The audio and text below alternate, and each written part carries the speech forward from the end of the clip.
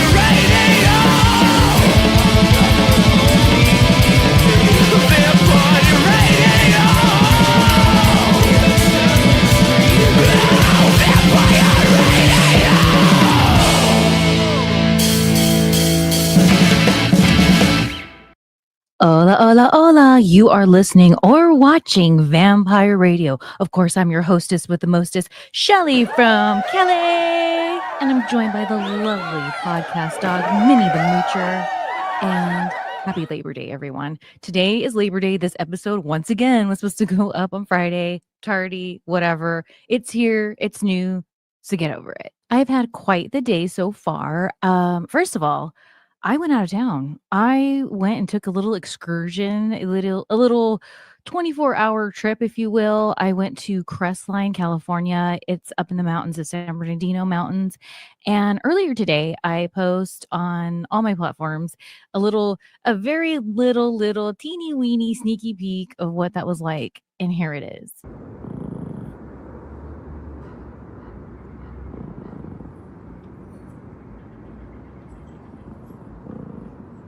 There is no better way to wake up than in the freaking mountains. I tell you what.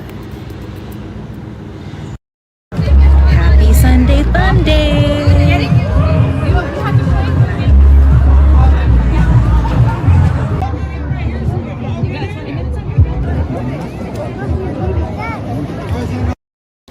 Happy Labor Day! I got my little setup over there. Gonna do a podcast with my homie, Timmy Baltimore. In the meantime, I'm about to get my mind right here with little Minnie.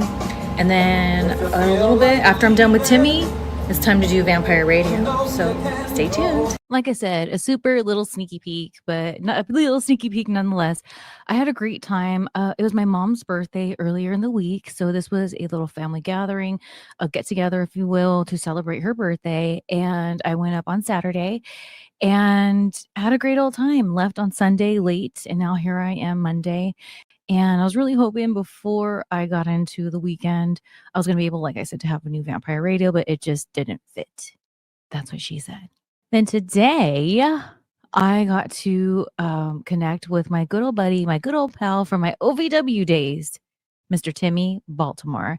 Now, Timmy has a podcast, Limping Ain't Easy. He does such a good job over there. I'm such a fan of his show. You got to go check it out. I linked it all here in the description below and on the screen so you can go see for yourself. So today when we were hanging out, we really got into it, and it was super, super cool because as I've said so many times here on Vampire Radio, doing these different podcasts, whether it's through Podstars or hooking up with my old buddies, it's like I walk away every single time discovering something new or figuring something out or connecting the dots. It is just tripping me the F out. So long live the effing podcast is what I say. I believe Timmy's episode with me is going to be coming out on Wednesday. So stay tuned. Like I said, follow him on all the things and pay attention to my timeline because I'll definitely be putting it over brother or sister. So today I'm going to have another 90 Day Fiance Last Resort review for you. I'm going to have the awaited Vince Russo interview that I did that I had such a magical time. That's what it was. A magical time with Mr. Russo. And let's see what else we have time to get into. I have some topics that I'm ready to attack, but maybe there won't be time. So we will see. Are you guys ready? All right, let's get into Vampire Radio.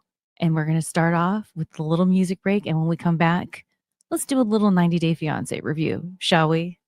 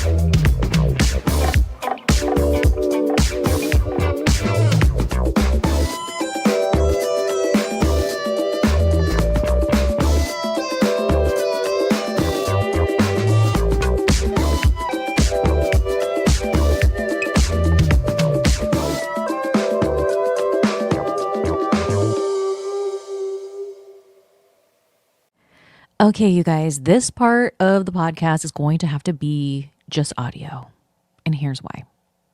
So, weeks, yes, guys and gals, weeks ago, I recorded the 90 Day Fiance Last Resort review to be in this portion of the podcast. And when I actually recorded it, as I was saying my review out loud, I started to become disgusted with what I was saying and what I was talking about. Then when I was editing it, it ended up being so long, like 30 minutes. So I was like, there's no way. Then when I was reviewing what I was saying again, I was over it. Now, I've said this before and I will say it again. These different quote unquote trash shows like 90 Day Fiance, Before the 90 Days, Married at First Sight, The Last Resort, I enjoy watching them, not because I want to see drama and all this and that, but those shows have helped me so effing much in my personal life. They've helped me understand myself way more and in deeper ways that I never even thought of before. And then it's also helped me understand others. I'm one of these people. I saw a post, when was it, yesterday? And it's not the first time I've seen it. And it said something to the effect of, when you get bit by a snake, you don't chase the snake to be like, hey, why'd you bite me? While the venom is like already in you, right? And I know I'm messing this up, but this is just like the gist of it. So then it's like, so why do you want to go and chase people and be like, why did you do this? Like, what did I do wrong? It's like the same thing as like being poisoned. You're poisoning yourself because of the torment, pretty much, that you will go through possibly from trying to chase people down and be like, what did I do? I am so that person. I have worked really hard on that flaw I have. I still have a lot more work to do, but putting in the work, oh my gosh, it's a lot. And these shows have really helped me in the sense of, if they trigger me with a person, especially a friendship, because dudes are they're supposed to screw me over, break my heart, hurt my feelings. But the homies aren't supposed to do that. Yeah, you're not always going to get along. You'll have little disagreements. When push comes to shove, they're supposed to have your back, at least in my opinion. That's the kind of friend I am. I never ask of people what I wouldn't put out myself. So that's who I am. So that's why I have these expectations of people who I think are this on the same vibe. And those are the friendships that hurt me the most. So that's where I go back to this. Why? What did I do? What did I do? What did I do? Like, what happened here? I'm so blindsided. So these shows really played a role in helping me let go of that way of thinking and just continuing to work on myself, even if I don't have that quote unquote closure. Because some of these people on these different shows have triggered me so wholeheartedly of certain friendships that I've had and certain friends and those unresolved issues. And then because they're on TV and they're on this show and they're being more transparent maybe about a mental health thing, or this is being aware that they do a certain thing or whatever, that has made me be like, oh my gosh, that is exactly how so and so is. They can only meet me where they can meet me. As far as conversations go, people can only meet you where they can meet you. And watching these shows, these quote unquote trash shows, helped me come to that realization. And once I realized people can only meet you where they can, that's why sometimes there's people be like, because one of the things that would drive me nuts is when I was really tight with somebody, no longer tight with them, I feel like I don't even know what I did. And time goes by, and then I'll hear that that person's talking about me, but in a positive way. Oh, so and so says hi, or da da da da da. Or I'll bump into them and they'll be like, oh my gosh, Shelly, I miss you. Hey. And I'm like, are you kidding me right now? So that's how I would go about it. There's people out there walking around, they're like, probably like, Shelly's out of her mind or a bitch. And that's fine. Because at one point they've been a friend of mine really tight. I let them in. I was vulnerable, right? And then when I feel out of nowhere, they just kind of like did a 180 on me. It's like, is it 180 or 360? 360 is the full circle, right? Not a half, the whole 360, they did the turn, man. And then when I see them like at an autograph signing or at a wrestling show, oh, Shelly, I miss you. And there's times I'll be like, well, if you miss me, then why don't you text me back? And then all of a sudden the energy comes down and then they feel bad. And then it adds to my confusion of I see them looking at me right now. I feel their energy. They feel bad that I just said that. So what is that? So watching these shows have helped me understand that more. And I've always said that I will continue to watch these shows as long as that's what it does for me. But what I realized is when I did the second, it was only episode 2 review of The Last Resort. And when I watched it the first time around, it did so much for me. Okay. Like I'm telling you, that's why I was like, I'm going to rewatch this and do a review on my freaking podcast. That's why. But I found myself filled with anger from the moment the show started till it ended. And then when I was doing the review, the energy I was in, I just didn't like it. It made me feel like tight, like a ball of anger. And a lot of that has to do with because since The Last Resort, the last one was, or I don't know if it was the last one, but the one with Stacy and Florian and Jasmine and Gino, all those people, Julia and Brandon. When it was that one of the things I've talked about before is people, Jasmine in particular, I ended up liking by the end of the season, even though I don't agree with a lot of the stuff that she had going on the show. And I'm not condoning her behavior. I'm just saying I felt I understood her more and had compassion for her. Then fast forward to current days, I see what the liar and manipulator she was. And I didn't know that. So it got me all my feelings because, of course, it triggers people that I know in life like that. And right now I'm really going through a season of seeing people's true colors. So it's a touchy subject for me right now, any dang way.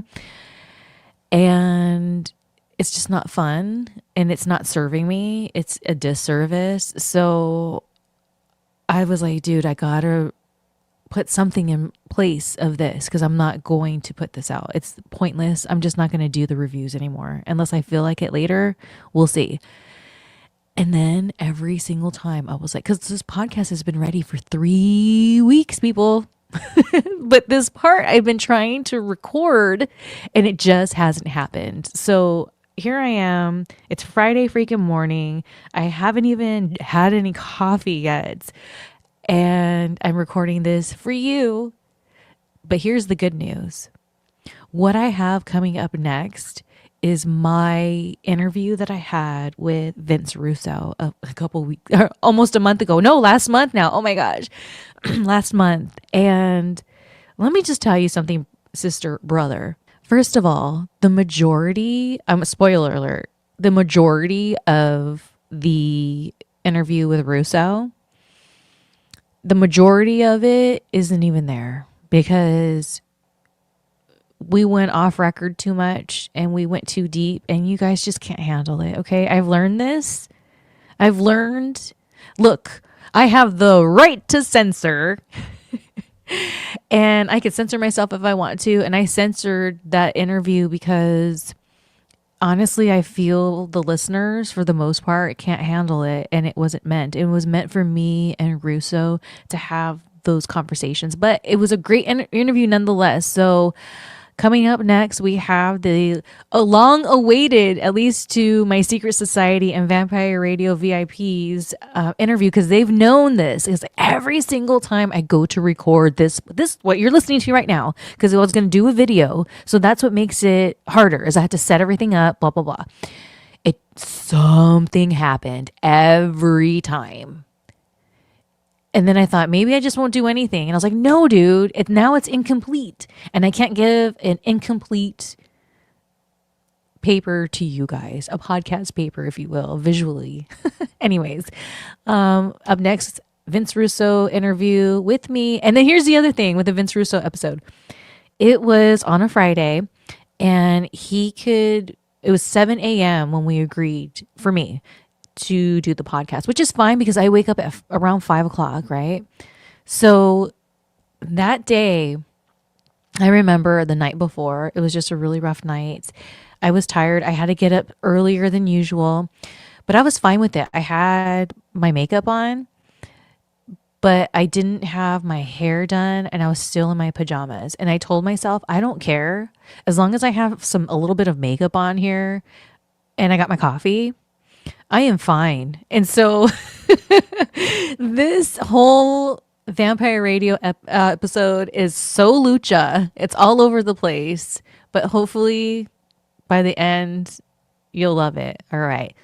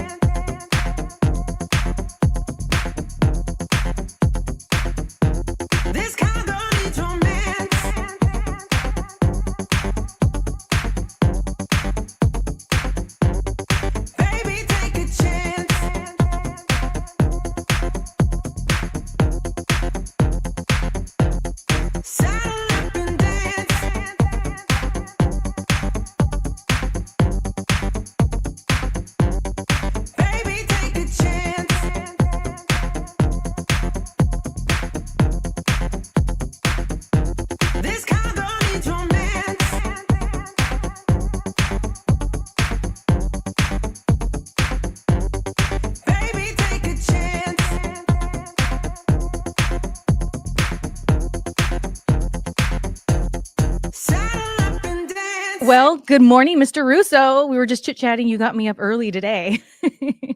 Well, listen, I am thrilled to be here. Listen, I'm going to teach you something because I don't think you realize this. You are a celebrity. You put a lot of years and a lot of hard work into the wrestling business. Therefore, you are a professional. You know about the business that a lot of people don't know. You can deliver information. You can educate people. You're not one of these dirt sheet hacks that think they know what they're talking about and don't have a clue. And, with that, I am a stern believer in there is a price for that.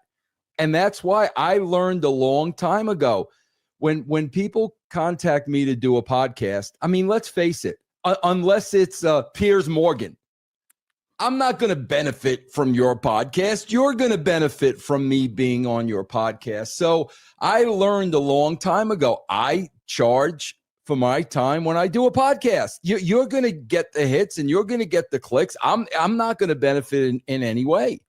So I only do interviews now where basically I get paid and I put the time aside and we schedule it and I do it very professionally. But when my muse comes calling, I'm stopping everything. The only thing I asked you, and I felt very, very bad about, but we discussed it before the show, was I start very, very early.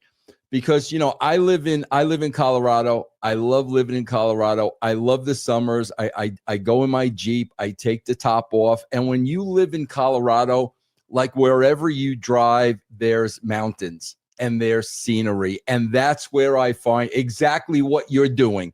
That's where I find my peace and my tranquility. So what I try to do is get all my work done in the morning, schedule everything really early. And as soon as I'm done fulfilling all my obligations and doing my podcast, I am in that Jeep and I am out on the road. So I knew, and you're an hour earlier than me. So I knew I was really backing you up, but I appreciate you doing this very, very early. Well, as I mentioned to you before we were recording, I benefit from that because people always tell me, oh my God, you're up so early. It's still not even early enough. I used to get up at 4 o'clock in the morning and I benefited from it. And people would always give me a hard time, but I didn't care. I was like, I was my best self when I was consistently waking up at 4 a.m., 4 to 4:30 given. And when I was that version of me, mind, body, and soul was more balanced. And I just felt the most me. And for years, I've been trying to get back to that version. But of course, wiser with all this experience I've had in life since then. But it's all started with getting up early and having that time. And I think that a lot of performers don't realize that they maybe need to get up early like that, whether you have a podcast or you're a talent or a wrestler, whatever it is. I think creative people need to get up early in general just to have that moment to themselves and set the pace for the day. Like for you, you're like, get everything out of the way so I can go back to my place. And then for me, it's like, I don't know where I'm going to be at in my mental health in any given day. So for me, I realized if I wake up at 4, I have many hours to get myself together for whatever the day. And then if it just takes me 5 minutes and I'm good, awesome. But sometimes it takes hours for me to be like, oh, especially back in the day, like when I was on the road and stuff like that, my body would be hurting. The last thing I'd want, like it just took forever. So I think they look at getting up early as this like, oh, I can't even imagine. But if you don't have to get up at 4, people, but like just earlier to have that time to yourself. I think that we don't think about those things. And I've always been aware of it because of my mental health and trying to attack. I remember back in like 2011, I was like, what do I need to do? And I was like, dude, I just need to get up earlier. Well, you know what it is? What you're really talking about is, and it makes all the difference in the world. What you're really talking about is you controlling the time rather than have the time control you. That's exactly what you're talking about. And what is the key word there? Control. and you can control it. So if you control the time and you know at 8 o'clock I'm going to do this, at 9 o'clock I'm going to do this, at 10 o'clock I'm going to do this, rather than wake up and now it's chaos. Now there aren't enough hours in the day to get done what I need to get done. So it really does come down to control. It really comes down to just controlling your time.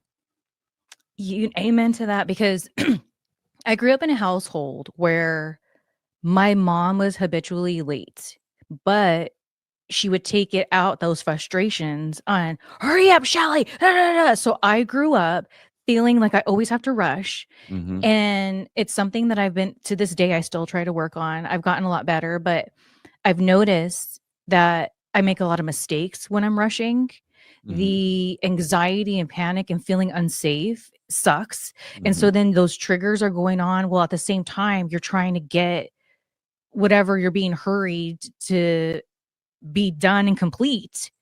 And it's like a whole thing. Oh, just talking about it right now is freaking me out. But it's like, that's another reason why I wanted to get up early, because I would think about that. I don't want to be rushed. I don't want anyone to rush me. It's funny. I watch this channel, Me TV. They have all the throwbacks. I'm sure you're Yeah. aware of Oh, Me yeah, TV. of course. And then one of the commercials they have is different sound bites from different shows. And I believe it was a MASH. I think it's MASH. I'm not sure, but it's a sound bite and it says, stop rushing me. You're making me nervous. And it's like, yes, dude, Yeah. stop rushing me. You're making me nervous.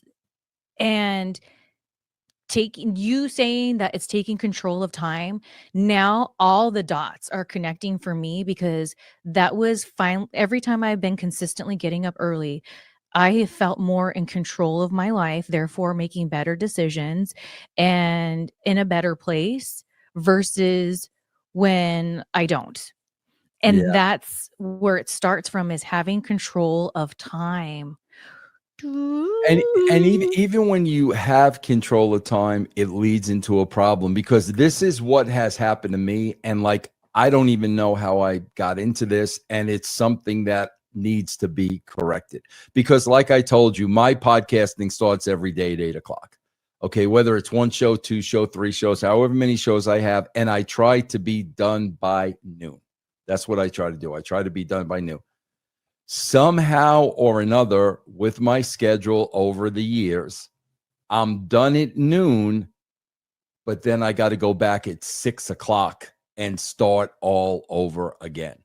And that's, I don't even know how it got into that. I guess I got into that by never being able to say no. I don't know about you. And listen, I am not a guy that, believe me, money is the least important thing to me. It really, really is. But I have problems with leaving money on the table. And, in my case, because I always think about, something happens to me, my wife, she's going to have what's left. You know what I mean? So I always think about that. Oh man, I'm going to pass up doing this for a couple $100. And I get so guilty that I can't pass that up. But I am getting to the stage in life, and you're nowhere near this stage. I'm getting to the stage of life. I'm going to be 65 in January, where now my time and the value of my time just supersedes everything. Because I think when you reach a certain age, I think mortality kicks in. I think you start realizing I'm closer to the end than I am to the beginning. And I think what really starts becoming very important to you is, I'm only going to do the things that I want to do. And I'm sure you're the same way, man. Throughout my entire life, other people were in control of my life. Being in the wrestling business, we got to be here at this time. You got to be on a plane. You got to do this. You got to do that. And we put in so much time and sacrificed so much time and took so much time away from ourselves, that I just believe the older you get, every minute is valuable to you. And that's what I'm really working on. I'm really working on eliminating things one by one by one, so I have that time to myself to do whatever I want. Here's the thing. I just want to say this because I do. I've been praying for a sign, and you right now breaking that down right now is God's confirmation to me, to my private conversations I've been having with him, that this is my confirmation. So thank you for that. Because as the good old Bible says, the true renewal of faith is doubt. Mhm. And so I just want to say here on this Friday, thank you, Lord.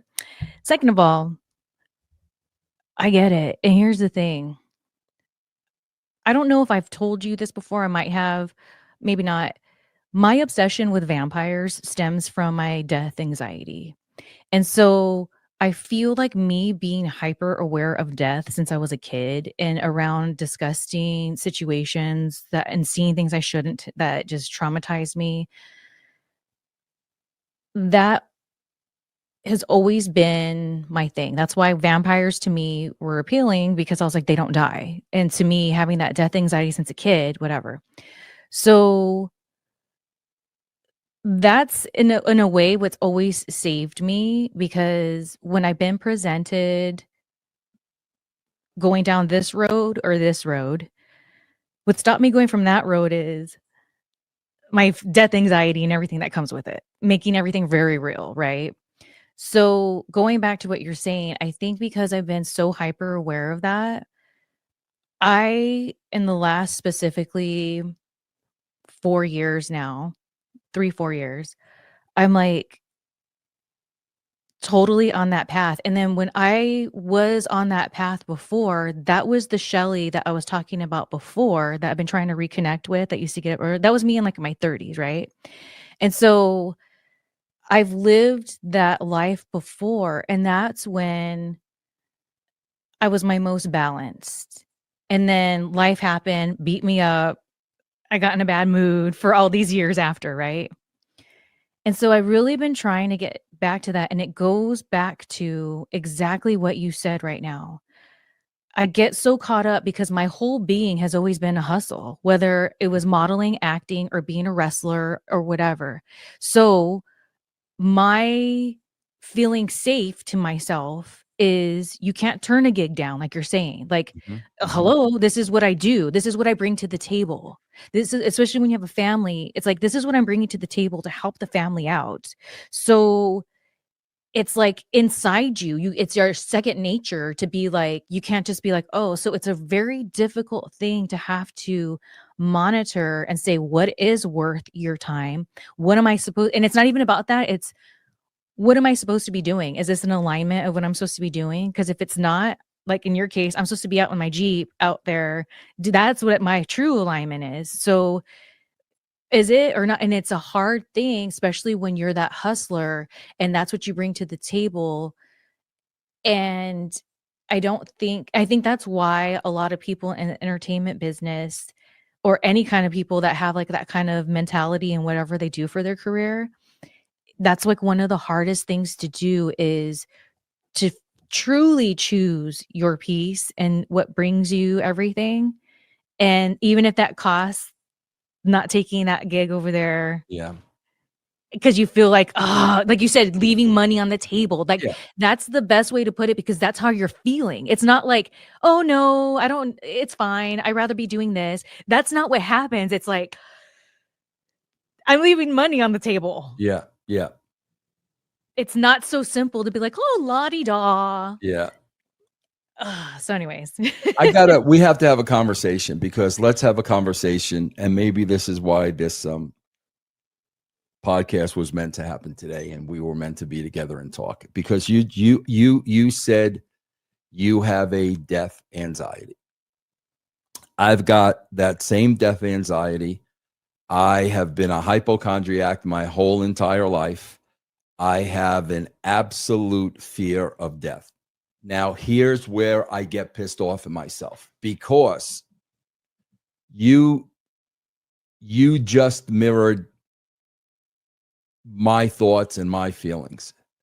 And it pisses me off, because at the end of the day, it really, really tells me The death anxiety comes from not having absolute faith. Because you talked about, before you talked about a death anxiety, you talked about the Bible and the God and praying. Okay. Well, if we had 100% absolute faith in God, there would be no death anxiety. And that's where I'm always fighting with that, because as a Christian, I want to have 100% faith in God. And part of that faith would be not fearing death. Because, you brought up the Bible. Listen, man, the Bible makes it crystal clear. This world that we live in is hell.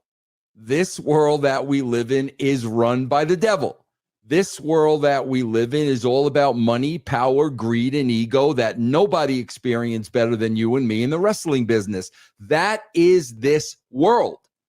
And a lot of people say, well, how come God doesn't intervene? How come God doesn't do this? And how come God doesn't do that? Because people don't understand.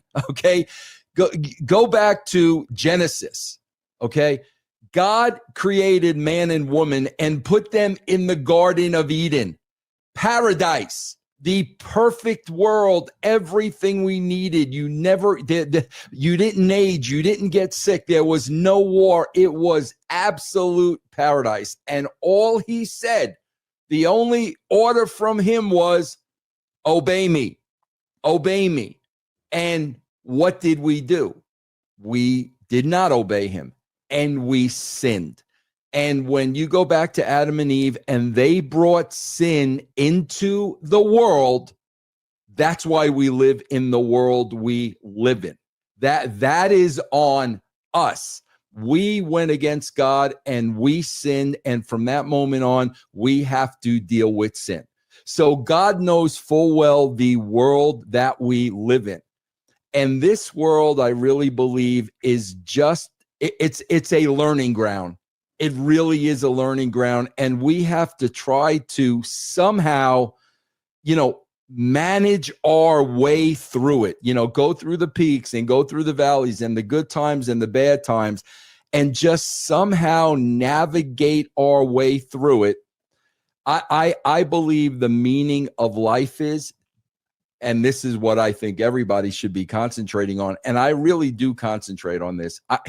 I believe this is the meaning of life. God created every single one of us for a reason. Okay, when you think about it, is God really going to create you if there's no purpose for you? Do you really think God is going to waste his time and give you life when he has no meaning for you whatsoever? So I believe every single one of us will put here with a purpose. I always look at it like as a giant jigsaw puzzle. We are all a piece of the puzzle. And the meaning of life is to have that ongoing relationship with God, like you said, through reading his word, through praying, and searching, what is it that you put me here for? What is it that only I can accomplish for you and your kingdom? That's what life is all about. And that's what the concentration should constantly be about, is what is my purpose here? You created me. There's nobody else like me. There's a job that only I can do. What is that job? What is it that you want me to do? That is the meaning of life. And then, once this journey is complete, the Garden of Eden awaits us. And I mean, that is crystal clear in the Bible, that we're not living for this life. We're living for eternal life. That's what we're living for. And that goes back to peace, love, understanding, no war, no sickness, no hate, no crime, a perfect, peaceful world. That's where we are going to rest as long as we are believers. So that's why I always struggle with, if that is the case, and I do believe that wholeheartedly, then why is it so difficult to get over this fear of death when the reality of it is we are going from hell to heaven? I mean, that's really, my hang up is this, and I want to get your thoughts on this. I think my biggest fear of death is missing the people behind. And let's face it, when I say the people behind, I'm only talking about my family. I really am. I'm talking about my wife. I'm talking about my 3 kids. I'm talking about my grandkids. That's really what I'm talking about. Like, oh my God, like the thought of not seeing them and the thought of, just missing them. That really is the fear.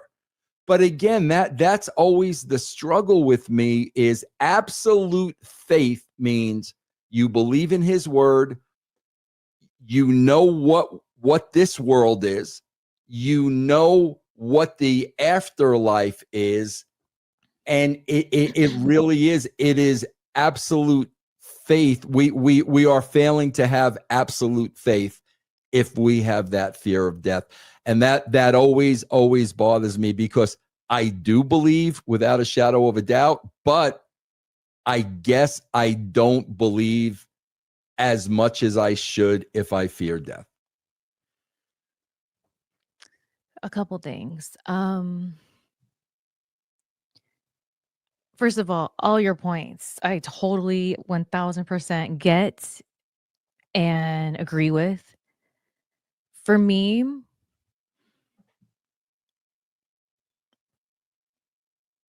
even in my darkest times, I've never not known God to be in my life. I've never been one of these people to be like, and no offense, when I say these people, I'm not me trying to be a jerk, but like, I'm not a person that came to God later in life. I'm not a person that came to God and like late. Oh, sorry, I got thrown off right now. You know what? I'm getting so distracted right now, and I know why. So I'm gonna just take a breath for a second.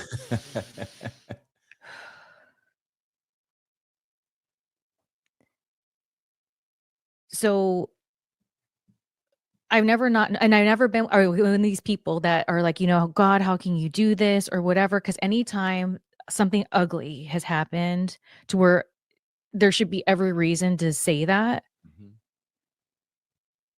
I've always felt like it's somehow, some way God's will. So I've always been that person. mhm, And for me, my struggle is I don't know if I'm supposed to be praying to Jesus or not.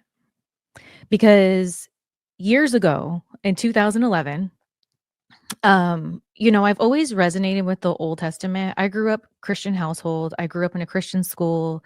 Um, Even though a lot of it was shady, I'm really grateful because, like I said, I've never not known God to be in my life. Like, never. Like, that's just my relationship with God started from my earliest memory. Like, that's just it. And that's what saved me. Like I said, when I'm at these crossroads, is I've been afraid as growing up in that because the church I grew up in, I'm not trying to be a jerk, but it was a very cult like kind of church. So there's a lot of brainwashing and I had that Christian guilt hard. And so when I'd be at these crossroads, I'd be like, I don't want to go to hell. I don't want to go to hell, that death anxiety. So that's what made me solely not go this way and then go this way. So my fear of never want not messing up because growing up it's like if you mess up you're going to go to hell, you're going to go to hell. So that being in like just on me all the time, I was always afraid to go to hell. So that's a part of the death anxiety because like, oh, I messed up and am I going to go to hell for this little thing? And then when 2011 came around, resonated with the Old Testament, long story short as I can make it, that's when I learned about the Messianic Jewish community, aka Jews for Jesus. And there was an app I found at the time because this is 2011. So this is like before apps were a thing. And that's what they promoted. And it was really cool because I was like, dude, as a Christian, I should know these Jewish roots that Jesus had. And so it totally made sense. And to this day, that's the like church, I guess you'd say I go to. But there's come a time, so, like, integrating the Jewishness into what I've always believed, and they're Jews for Jesus, so they pray about, mm, I'd say 12 years or so ago. I was like, "What am I supposed to be, though?" Like, I know they always say, "Only through me should you go before the Father," but it's still not saying, "So you gotta pray to me." And what I've learned on, embracing the Judaism was how the Bible wasn't so textbook like I thought growing up, and revisiting reading the Bible, and over and over, I realized different times in my life, I was like, "Dude, that story means something completely different to me." So then as I was growing and reading the Bible as an adult, and especially during wrestling, like I was always in the word because I was freaked out the entire time. Unbeknownst to people, I was like privately always reading it. So anyways, it's been there with me in those journeys, and it made me relate to it differently. I was like, "Oh, it's like a parable."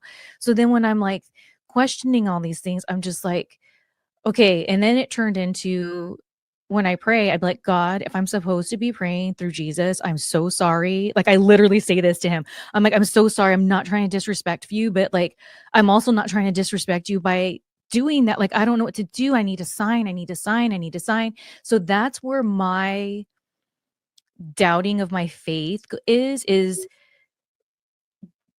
Jesus. And, like, I've learned when I was more Christ-like, AKA Christian, being Christ-like, that's what made me be that well-balanced gal, especially that was when I went back into the indies, and people, you knew me around that time. People used to be like, "Oh, Shelly's so positive. She's so positive and this and that." And that's because I knew the Lord was using me to just give lights. That's it. Nothing deep. I didn't have to have deep conversations with people.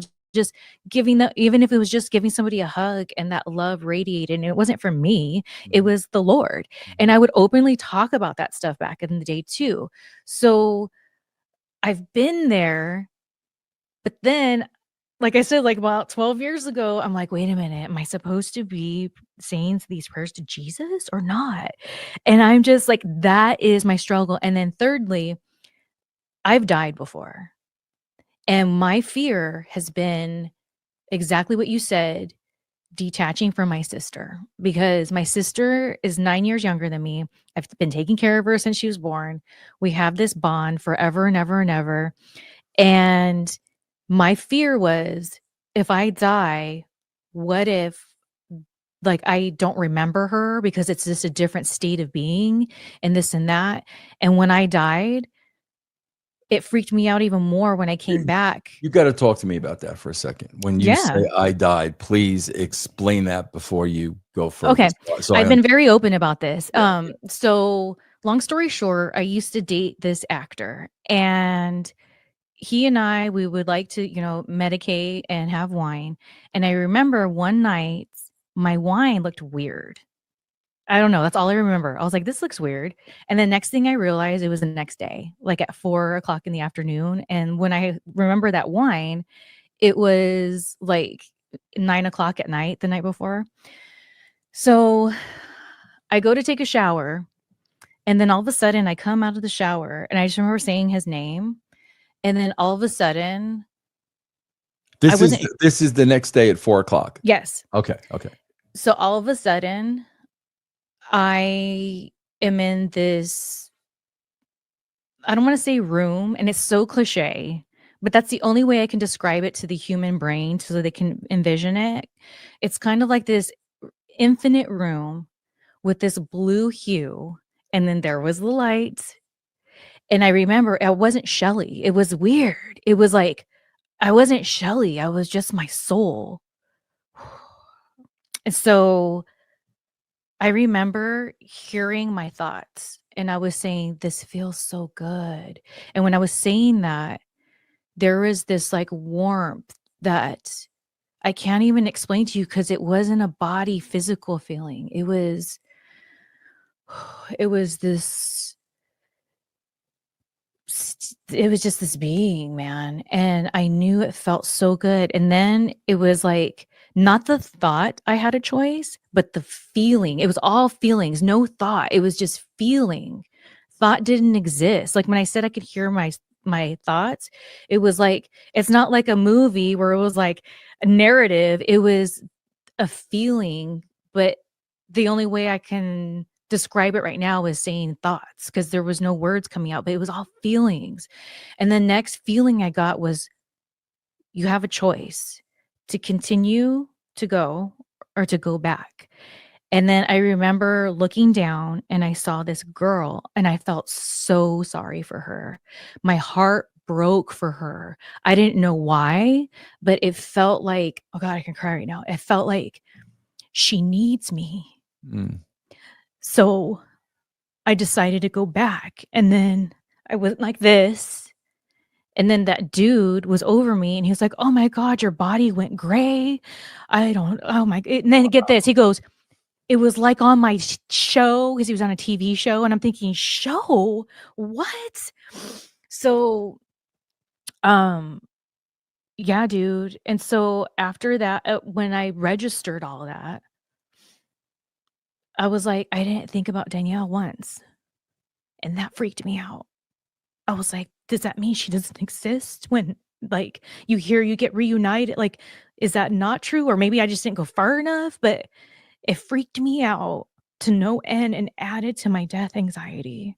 But see, now when you're describing that source, first of all, let me tell you, I 1,000,000% believe that story. There is not a doubt in my mind. I'm sure you've had people, looking at you cross-eyed that you're crazy. No, we've heard that story 1,000,000 times before, and you beautifully described it because what you're really talking about is your soul.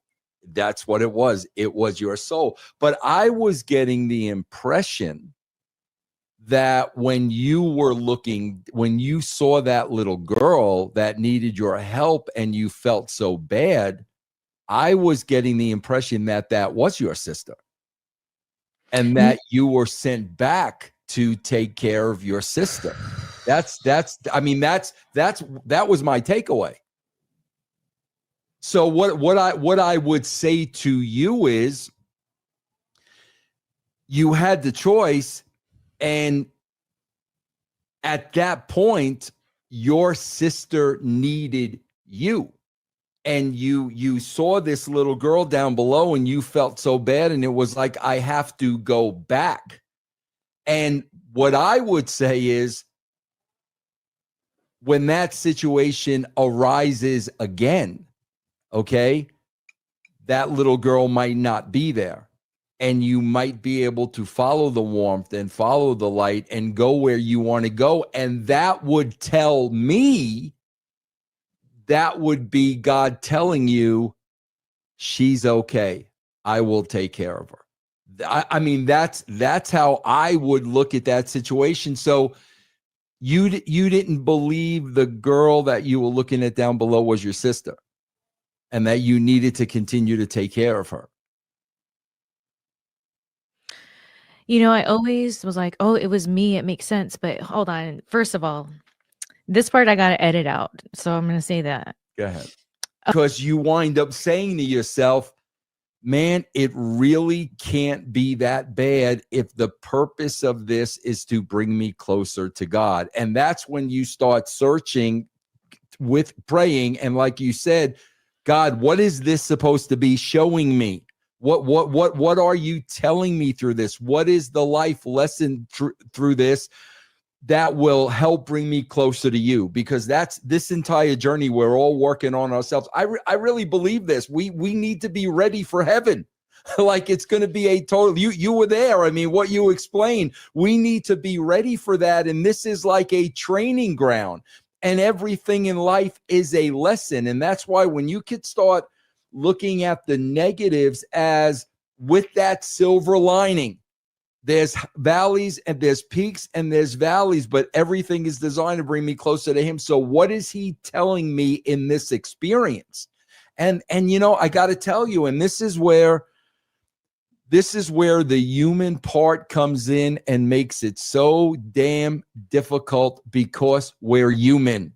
We're human. We're flawed. We're sinners. We're not perfect. And that's what makes it so difficult. But as people that believe in God, what do we always want, which is so hard to do? It is so freaking hard to do. We want to represent God. We want people to look at us and see God through us. And you talked about it when you went back in the wrestling business, whether it's a hug, whether it's a hello, whatever it is. That's what we want people to stop and say, wait a minute, something's different with that person. Because if that were me, I would be really pissed off. And that person's not pissed off. And that person's not arguing with me. And that what that does is that really forces people to examine themselves.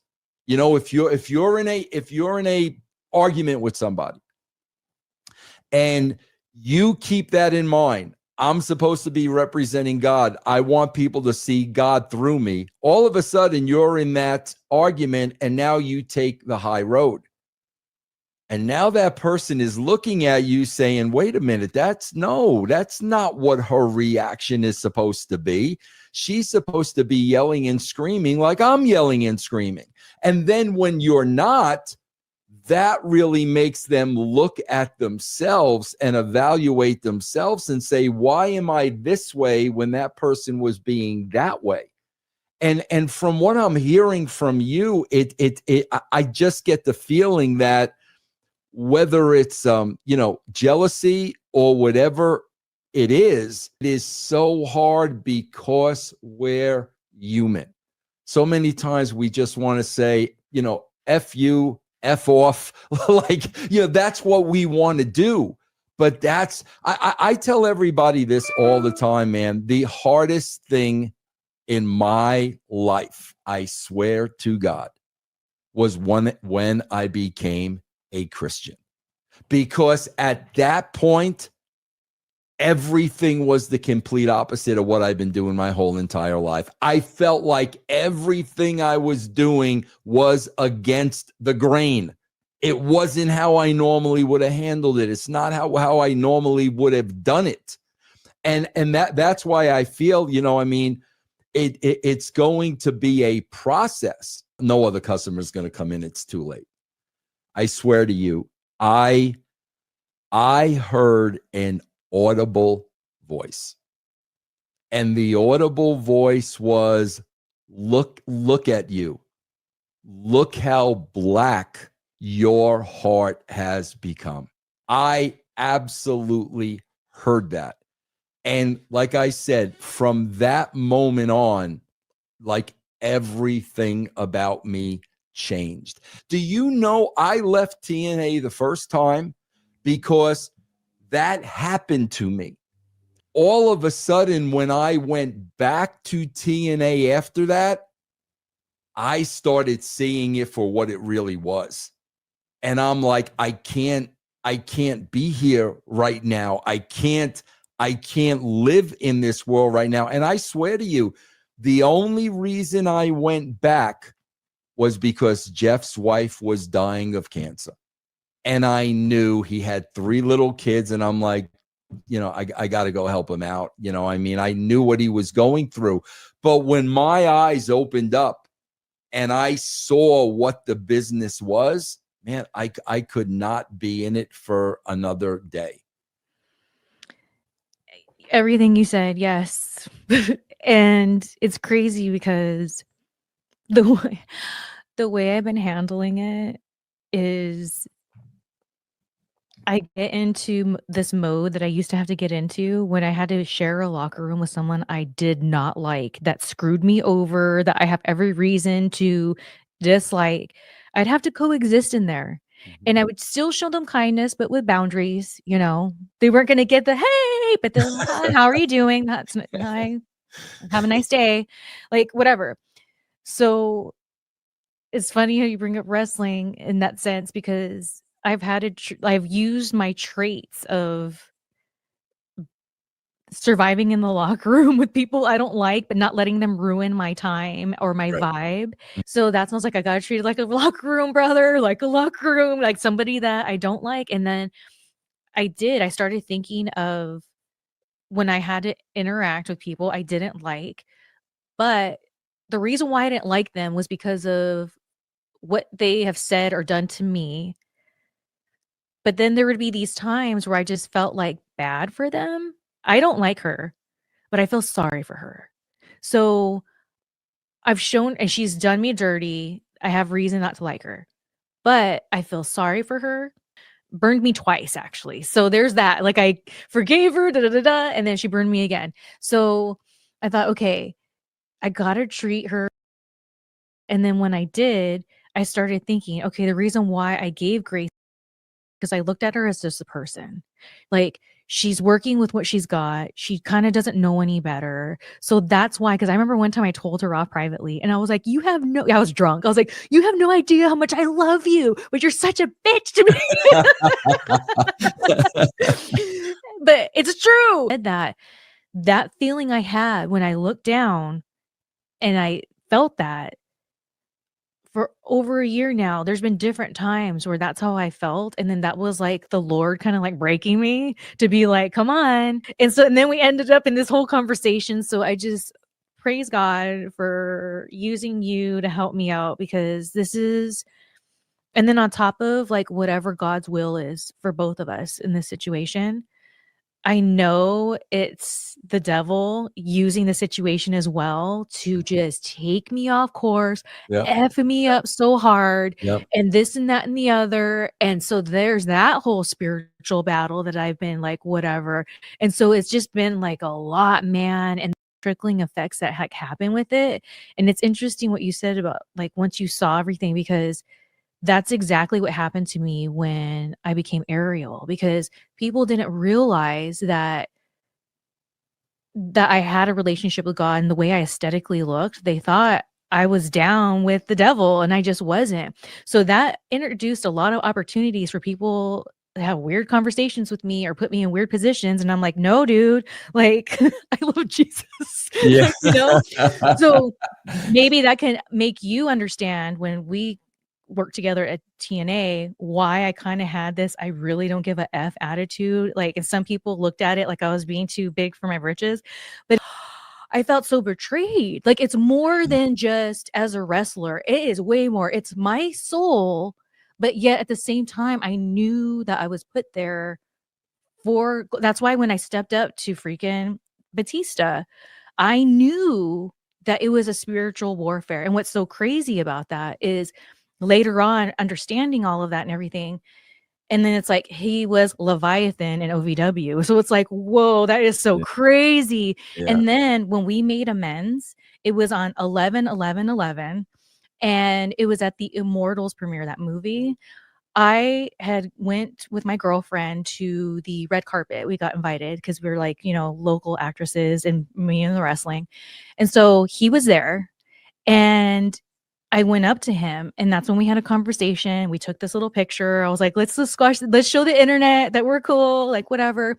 And then I had no idea what Immortals was going to be about. And then it was a whole movie about good and evil. And then I had a panic attack in there because I was thinking, Batista is in this room watching the same movie I am right now. This is wild. Like, Yeah. what? Yeah. It is so crazy. And so, fast forward to everything, it's like that's why I've been how I have been towards the wrestling business because once that veil was lifted and like I see it now and I'm just like, oh my gosh, it's so much worse because there's so much more power and money to be had. Sit here and like I always say this, and I'm telling you, I was very, very, very conscious of it when I got into it. When I first got into it, I'm telling you, within a matter of weeks, I saw the wrestling bubble. I got a wife at home. I got kids at home. This is a job. Been in that world, and I was able to get through it because it was a job. And, like I said, man, I did try to make a difference, but it was just so overwhelming, and it still is to this day. Why? Like, I swear to God, when I look at this, and here's what I get all the time. I swear to God, oh, you're so bitter because the WWE won't hire you. I'm like, are you out of your effing mind? The thought of going back to that world, oh my God. It literally, to me, it would be like going to hell. I agree with you because there was a time where I was so broke, right? And I was like, okay, let me try to get my job back at WWE. So I was in touch with them and they booked me to be a Rosebud. And it was like a little show that was in Northern California. So I go trying to be a good sport, right? I'm thinking, well, hello, I was on one of your main rosters, but I'm a Rosebud, fine. And long story short, the first thing that happens, I open the door and there's, oh God. And he was like, oh, and here's the thing. I'm, I'm human, so I can be a little petty, okay? I like that as much as people try to bring him up to me, unlike Batista, because no one brings me up to Batista, I'm pretty sure of that.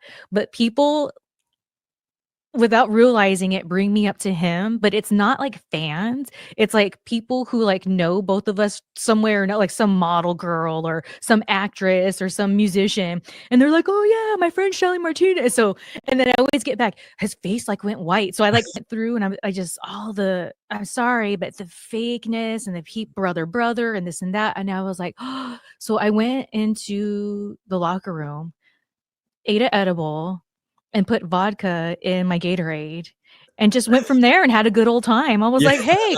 And so I went up to people that I had grievances with, except Chris. And I hashed things out with them. I was like, like I confronted some people and like we had positive conversations. There was one girl I really owed a apology to because back in the day I stiffed her really ugly. And when I first saw her, she's like, you're the first person to ever give me a concussion. And I was like, oh my God, like no. So I was able to squash a lot of heat. I went out there and had a fun time being a rosebud. But my point is, I thought it had changed and I Yeah. thought, "Oh my gosh, here's my chance." And when I saw that, even though I shouldn't have been drinking, the edible I don't regret, but the drinking I shouldn't have done. That's unprofessional. So it's like it triggered me though.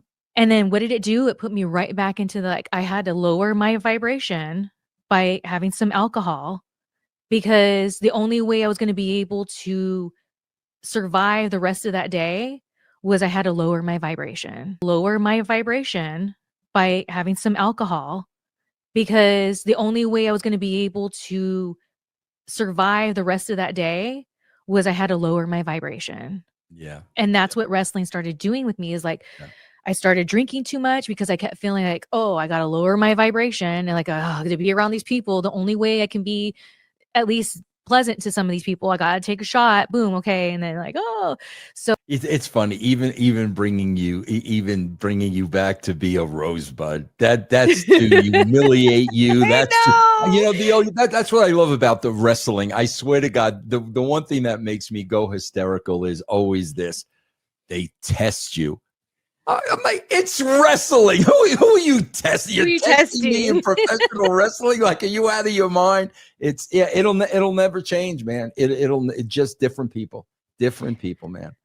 Here's the test. The test was when I was Ariel and I pulled through and I got released for not related to me not being able to whatever. That was the test. Like test passed. Like, okay, there's just one question I have for you.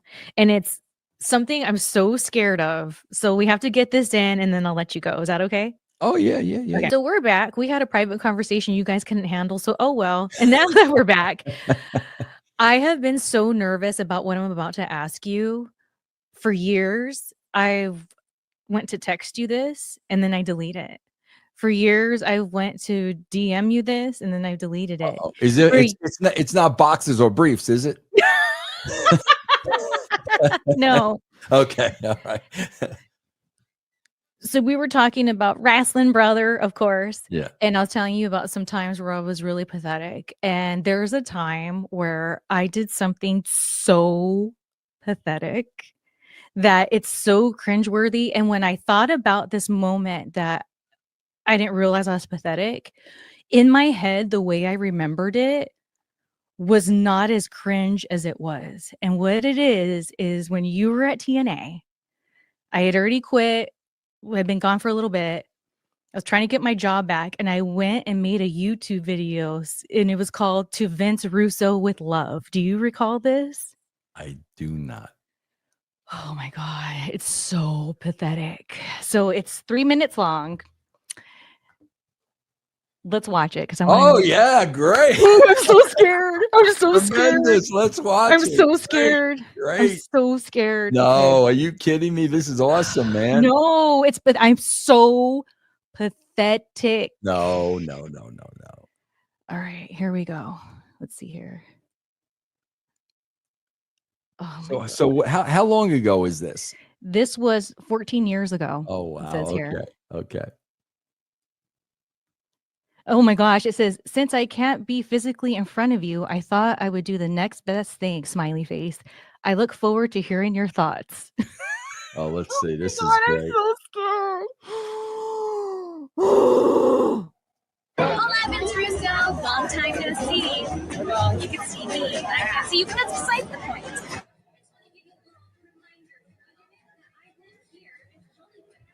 I can't really hear it. Is there any way you could turn it up? See here. Do I? I could hear it.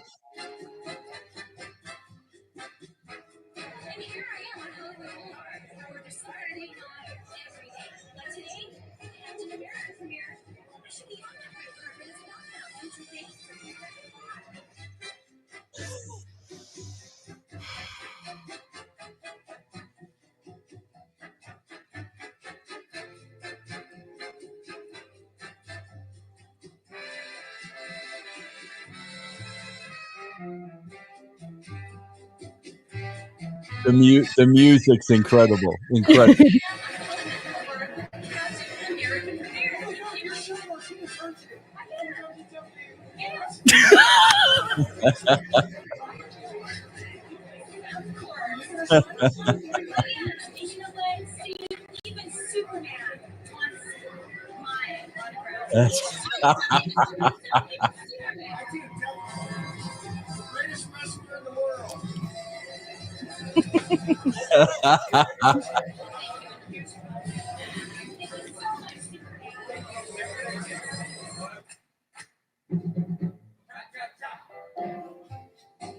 So let's get down to business, Vince Russo. Let me tell you something. I thought, what better place in Hollywood to be than at Marilyn Monroe's star on the Hollywood Walk of Fame? And the picture idea is so money, you don't even know it. So picture my bride. Hernandez is come on, ready to go out to the ring. Get in the Conan. I come up with sombrero and all, as Selena's had at all times. And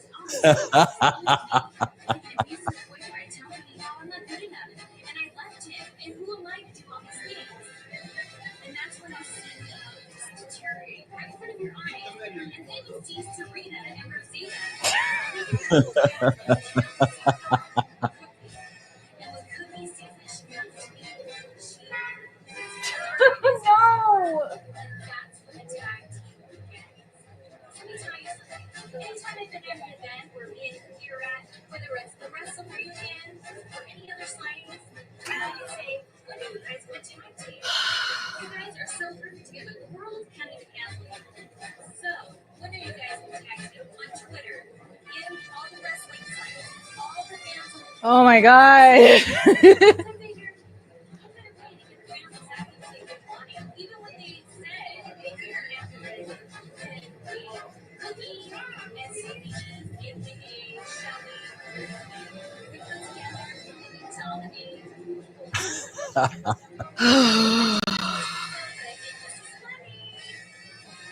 Can I tell you what really sucks about that? Can I tell you what really sucks? What? I never saw that. Oh, That- thank God. Thank God. No, not thank God, because that somehow, I don't know if you used the TNA email address. I don't know what you used, that never made its way to me, because if it made its way to me and your name was on it, I would have definitely watched it. And I'm just telling you honestly, that would have been so over with me for a couple of reasons, and I'm being as honest as I possibly can be. First of all, I was always a fan of yours. You never had any heat with me ever whatsoever. And number two, I would have really, really, really appreciated the effort. I really would have. And now I'm just kind of pissed off because I never saw that. So, I mean, what happened? Did you ever make your way back? No, never. I kept trying to go back. Here's the thing. So when I realized, no, this was before. Okay, yeah. I can't remember the timeline. If this was when I realized that, no, I was trying to think. Okay, anyways, I was trying to get my job back. End of story. I was super. Wait, hold on. Please refresh my memory. Why did you lose it in the first place? I quit. Okay. And the reason why I quit, when I first signed my contract, I remember at the time I was friends with Nova and he was working office for WWE. So I really took like his advice serious. So I was like, dude, they're hardly paying me anything in this contract. And so I sent it over for him to look at. And he goes, just sign it and you can always renegotiate. And I was like, okay. So I signed it.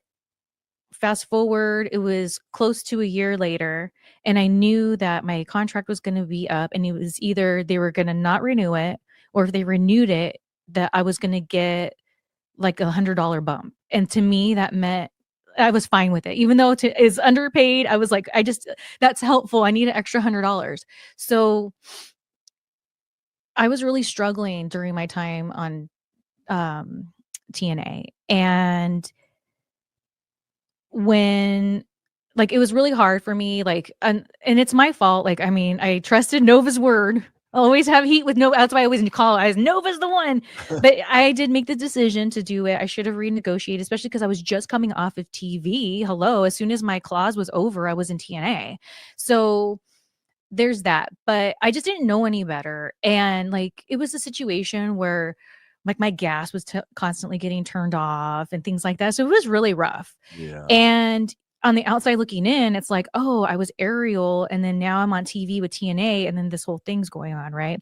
So if you remember correctly, I was a boy at first. Do you remember this? Oh yeah. Okay. Yeah. So they kept telling me I couldn't be on the house shows because I was a boy. I wasn't, so they were like, as soon as we reveal that you're a girl, we can put you on the house shows. And for me, that was going to mean so much because I needed that payday.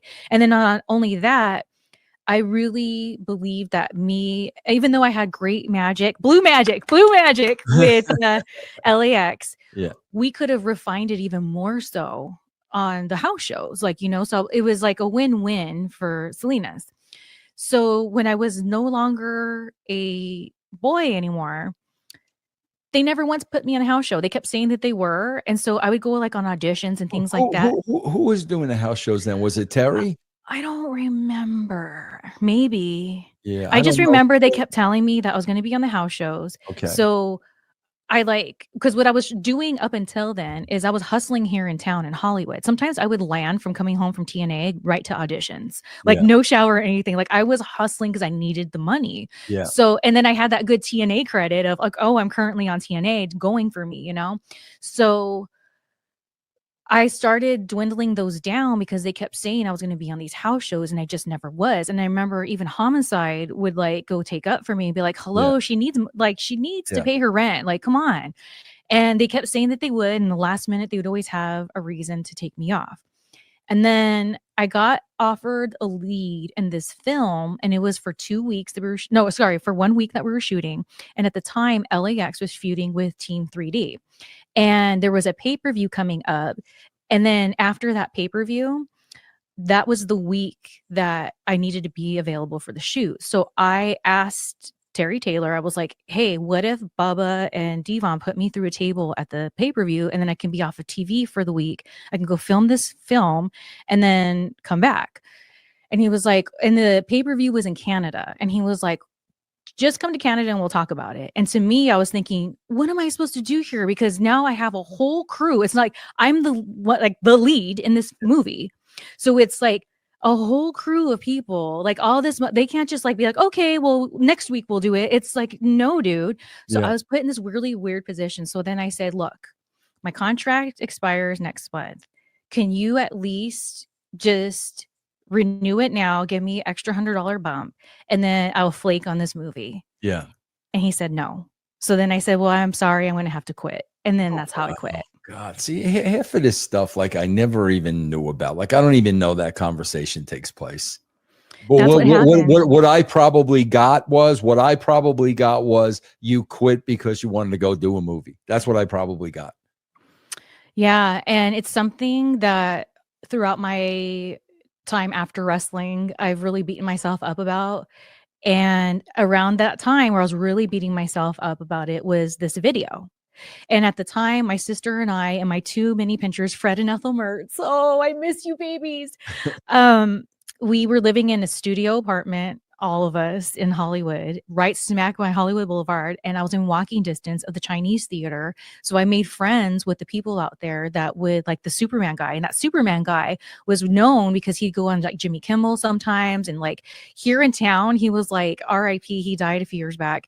He was like a icon here in Hollywood. And so I gave him his tip money. I was like, hey, will you do this video? So I invested in the video.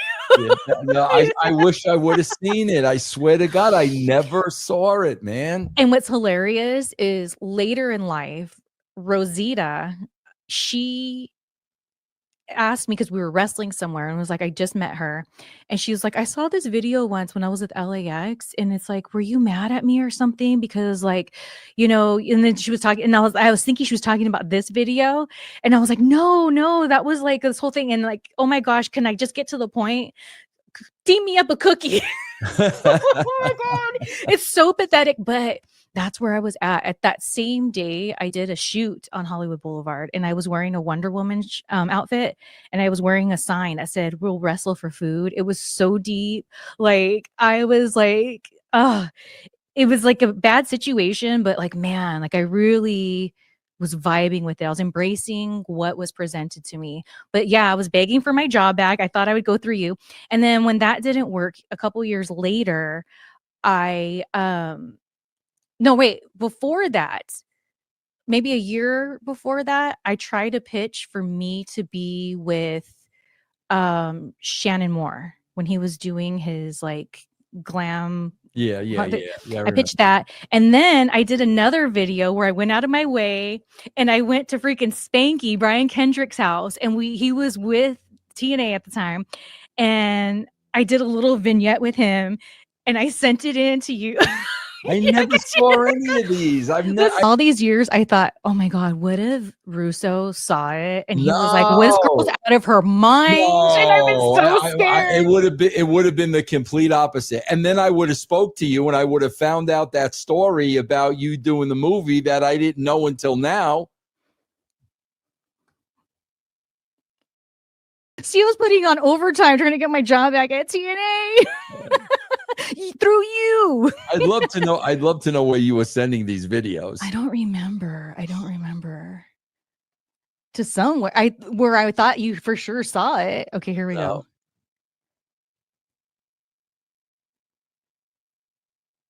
Here, let's just get to the Brian. Wait, is this the right one? Best day ever. Oh, here we go. Last time you saw me, I was trying to find Brian Kendrick, and I was at that GXW show, and I was so close.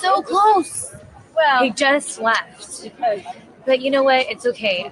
You know, I am a firm believer. All of you guys know I'm a firm believer, and everything happens for a reason. Really excited. I know, me too. It's the best day ever. Yeah. Oh gosh. Yay, we're here. Can't get this though.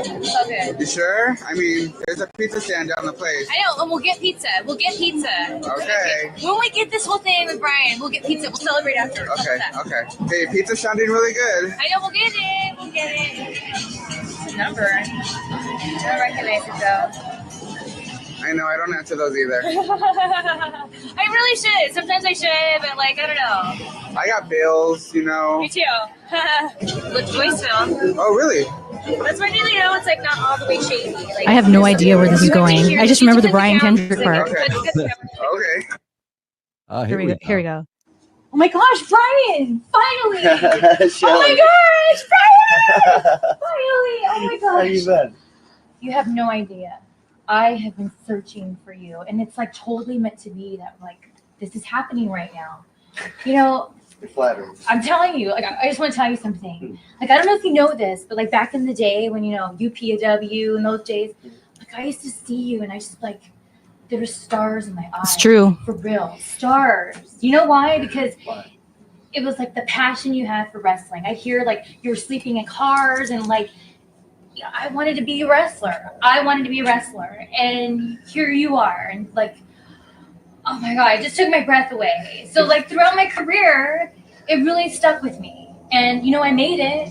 I mean, we know what happened. You were there, but I made it. You did. You've done great. I'm just the guy. you But know? still, you're the guy. You were the guy You're that like sweet. I'm the girl to say that I did make it. Yeah. No, you did great. I'm the girl to say that. Get to the And point, Shelly. You've always been a leader. Serious. You're the leader. Thank you, Shelly. But the thing is I think you're missing something. You need somebody to be like me. I believe in you. I was successful at being a wrestler, and it was because of you. Oh, it's because of you. This was the pitch. Part of because of you. And now I'm here today to tell you I want to help you. Let's show them the leader you are.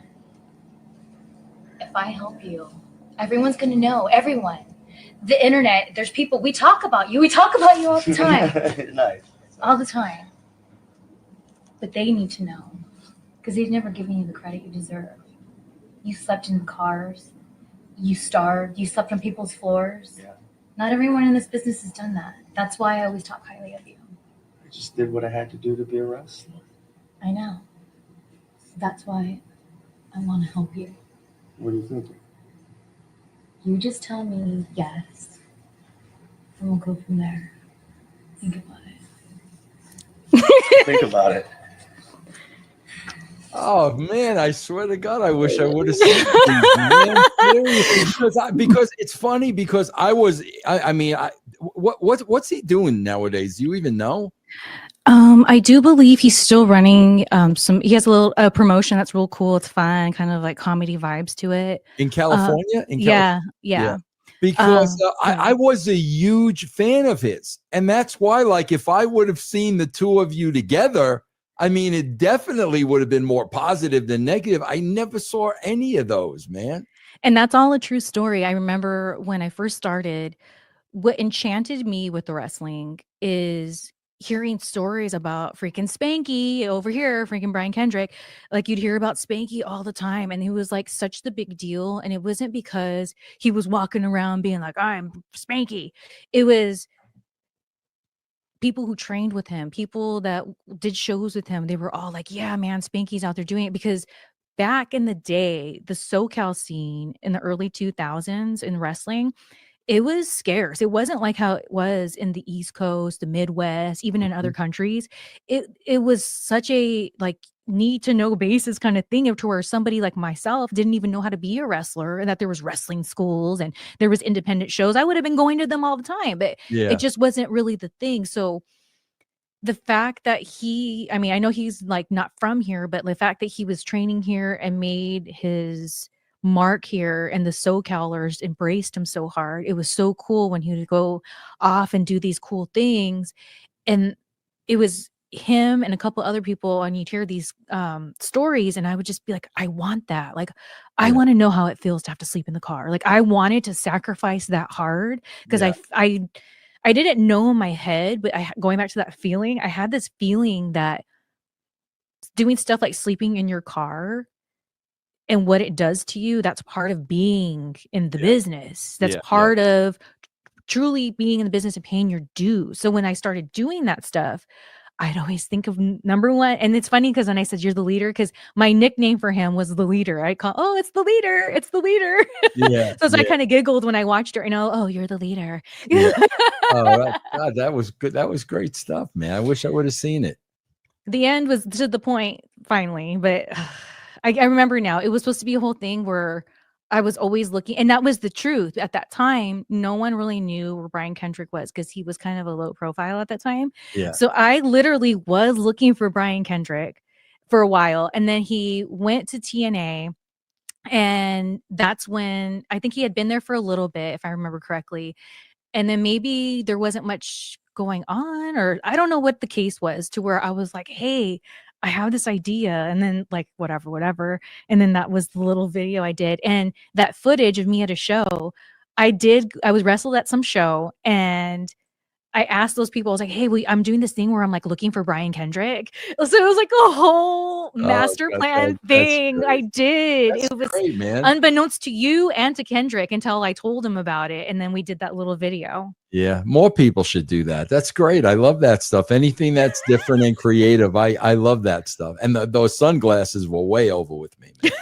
I still wear those types to this day. Yeah. But oh my gosh, I all these years have been so scared for that first one to No. ask you. Oh, you probably sent it to like a TNA, like maybe a Vince Russo TNA thing that like I probably never ever used. I don't remember. I just remember feeling full-heartedly that I sent it to you, and I was stalking you with like my content to try to. Oh God, I wish I would have seen it. Really, that was awesome. I guess it wasn't meant, and that's fine. But Now you know. Now I you know. Yes. And knowing's yes, half the battle, right? yes. Yes. Yes. All right. Well, I've taken up a lot of your time. Where can people see all your stuff? Yeah, go to right now. You know, I've been doing podcasting now for 10 years, russosbrand.com. And if you go to patreon.com/Russo TWC, you can get a free week and try us out. Patreon.com/Russo TWC. All right. Well, there you have it, you guys. The king of the podcasts, the king of controversy in wrestling. But I know him as my homeboy, my friend. Yes. Mr. Russo. Always. Well, I hope you guys enjoyed that. I cannot tell you what an impact hanging out with Mr. Russo, what like the impact it had on me, I should say. It sucks that day it was kind of a crazy day. So I'm there in my pajamas and my hair up at first. Whatever. I was there. I got the interview. That's all that matters. I hope you guys liked it too. Let me know in the comments below what you thought. All right. I think I'm going to go ahead and tap out because it's Labor Day and I need to go hang out. So I hope you guys enjoyed this episode. I'm going to try to see if I can get it up today. If not, then for sure it'll go up tomorrow on Tuesday. And then later this week, I'll have another episode for you. Or wait, no, sorry. Next week, I'll have a new episode for you guys. So stay tuned for that. Until then, I'm Shelly from Kelly. She's Minnie the Moocher. And we'll be smelling you guys later. Adios. Hurry back. Hurry back, and remember to bring your death certificates. Hurry back, hurry back. You a little bit nervous today? Feel great.